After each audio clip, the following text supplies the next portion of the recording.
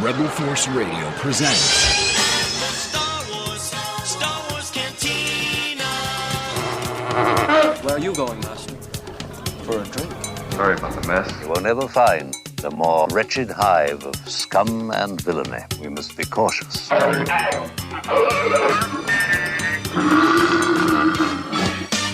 right, we're with everyone's favorite Wookiee, the mighty Chewbacca, Peter Mayhew. How are you, Peter? I'm having a great day. I see you're growing a beard. Well, it's one of those things I haven't shaved, and it's Angie don't mind it, so... She's the boss, though. She's right? boss, yeah. So, yeah. Well, it adds more to your Chewbacca appeal. I think it looks... I like it. She's fine, but it probably won't stay for very long, but, one day I'll get fed up with it, and it'll come off. You were really funny in last year's Bring Back Star Wars with Justin Lee Collins.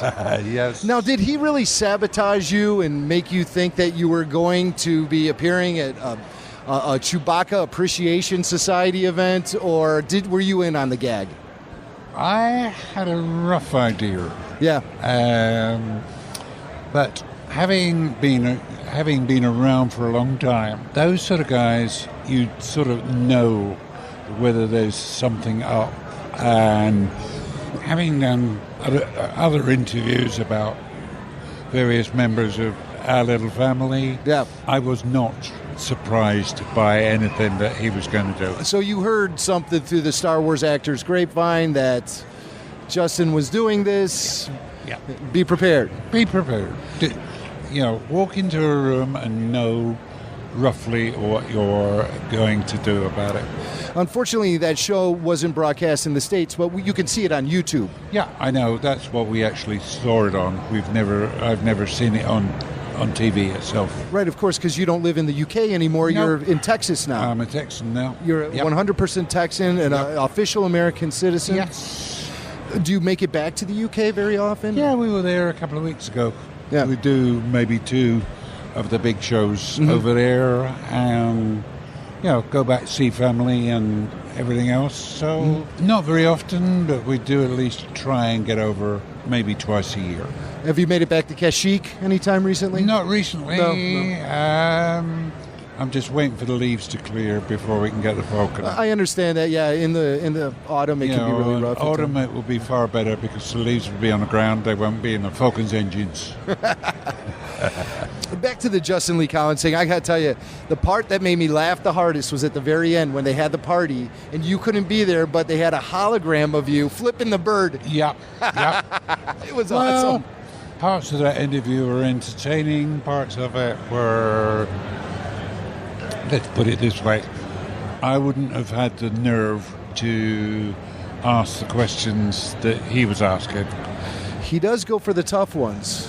Is it true that C-3PO and R2-D2, out of character, when they're just Anthony Daniels and Kenny Baker, cannot stand each other? Yes. Is that true? That is true. Oh, I love it.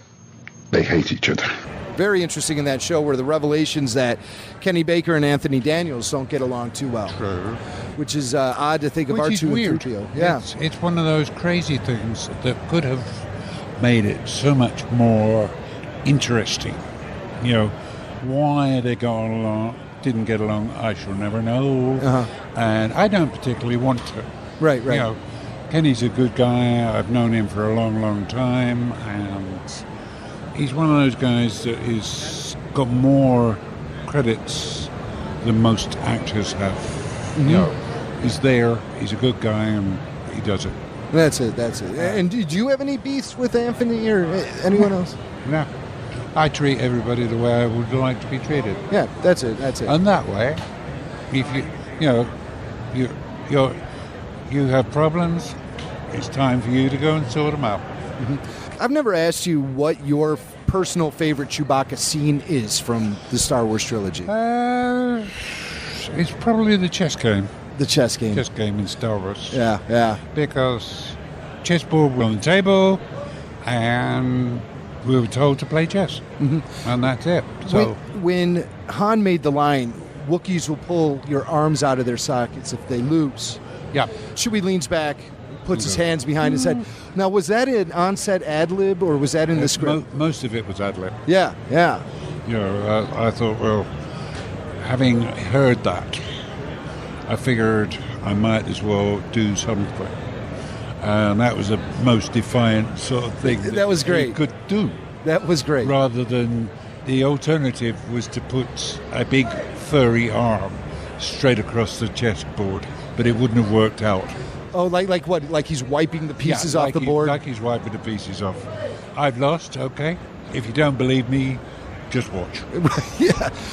Now, here's why that scene is so great as far as establishing the character of Chewbacca. People can easily assume that Chewbacca is primitive and not exactly smart, but that scene right there showed that he's smart enough to play chess against robots. Yeah. He's cool enough to lean back and believe in his own status and his own strength by putting his arms behind his head. Yeah. So he's cool, he's intelligent, and Han verbally lets you know that he'll rip your arms out of this socket, so he's tough on top of that. Yeah. And not only that, but he can also maintain the Falcon and do things that other people probably can't do. Right. Yeah, he can fly a spaceship, too. Exactly. Speaking of ad-libs, the scene with the mouse droid in the Death Star corridor. Now, that was another on-set ad-lib. Yep. That wasn't in the script, right? Well, it was in script, but it was all depending on how it was taken. It could have been done one of two or three ways. Mm-hmm. We did it. The surprise on both faces. It was done. Bang, bang, bang. Move on to the next one. Mm-hmm. It was as easy as that. Yeah. So, But it's another one of those scenes that shows Chewie's sense of humor. Yeah. Oh, yeah. Where he sort of gives the shoulder shrug to Han. Yeah. Really establishing a lot of the character and a lot of the camaraderie between Han and Chewie True. is seen there, That's too. true, yes. It's almost like, hey, I did it again. Yeah, here we go. And then let's go to Empire and Norway. You were out there on the Ice Glacier. Tell us what that was like. Cold. Yeah. Very, very cold. We had enough equipment to float a small army. We had about 3 or 4 of the big articulated snowmobiles. Because when you think about it, you need everything doubled, just in case one thing goes wrong. And you're not going to be able to go down to your local store and get it. There's no local store. No local store, nothing within 20, 30 miles. Right. So it's a question of having it there. It's an army-type operation, and you need the locals up there especially to know where the ice caverns are and things to make sure that you're getting around easily and comfortably. Yeah. It was, I mean, obviously, we've heard all the stories. It was cold. Very it really cold. was cold. Yeah. Now, were the cameras breaking and stuff because it was so cold? Cameras were freezing. Yeah. Literally. And some of the shots that Mark did in the Tauntaun were literally out the door of the hotel. Yeah, right. There's the door. The Tauntaun was over, it's a distance of about 6 or 8 feet. Because the cameras were getting condensation and water, it took a lot of organising to get things done. And I bet everyone was jealous of you because of your wardrobe, the Chewie. I had a wonderful wardrobe. That's the one time I bet you were very thankful. I was thankful that I could get a wardrobe that looked good and was practical at the same time. What was that, yak hair? It was mohair. Oh, okay. With another hair through that. So you're out there, you're warm and toasty, and everyone's freezing to death. Mark and Harrison were freezing their nuts off. It was crazy, but someone had to do it. And what are your thoughts on Irving Kershner? A good director. I like him a lot. Yeah. Nice guy. Very nice. Nice guy. Yeah. Knew what he was doing, Yeah. knew how to do it. So, Well, it sure seemed like he did a great job directing that scene in the carbon freezing chamber where Chewie just loses it. We finally see Chewbacca lose it on the top of the carbon freezer. And was that actually you throwing the stormtroopers? Or, Yep. And was that done with wires? Or No. you actually picked them up and threw them? Those guys are professionals. Yeah. I knew both of them. And it was just a question, right, This is a camera angle. We've got boxes and mattresses downstairs, off the top, bang onto the mattress. Yeah. Done. Out of camera range, done. And we only did that a couple of times. Right. And it was ready. We did it, and it was time to go. Now, Chewie wasn't involved in many stunts or anything like that, really. No, not really. Not he really. just kind of hung out, and he was, he had everyone's back. Yeah, he knew where his place was, and he knew what to do. And shooting out in Yuma for Return of the Jedi. Hot. Yeah, now we're going to the other extreme. Now you're jealous of everyone else. You're probably jealous of Carrie Fisher's wardrobe a little bit. Because there is a wind that blows across the desert. Okay. You turn sideways, and it keeps you cool. And of course, you guys shot that infamous sandstorm scene, which still hasn't seen the light of day.